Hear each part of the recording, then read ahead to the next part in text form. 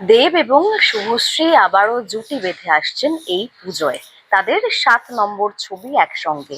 দীর্ঘ মান অভিমান ঝামেলার পর এক হয়েছিলেন ধূমকেতুর প্রমোশনে দেব এবং শুভশ্রী।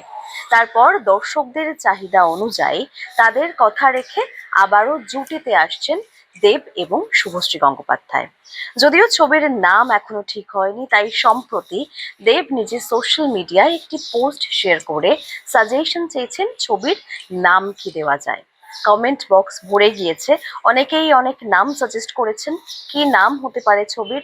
যদিও কোনোটাই এখনো চূড়ান্ত হয়নি, দেব নিজেই জানাবেন ছবির নাম কি ঠিক করলেন তারা। সবটাই সময়ের অপেক্ষা। তবে দেব শুভশ্রী আবারও পর্দায় জুটিতে আসা নিয়ে দর্শকদের উত্তেজনার পারদ ক্রমশ বাড়ছে।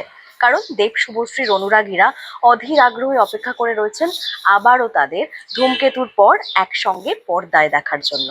তাই কি নামে এই ছবি আসবে তা এখনো জানা না গেলেও দেব শুভশ্রী খুব শিগগিরই ছবির জন্য ওয়ার্কশপ শুরু করবেন এবং ইতিমধ্যে আমরা প্রত্যেকেই জানি ছবির অগ্রিম টিকিট বুকিংও শুরু হয়ে গিয়েছে।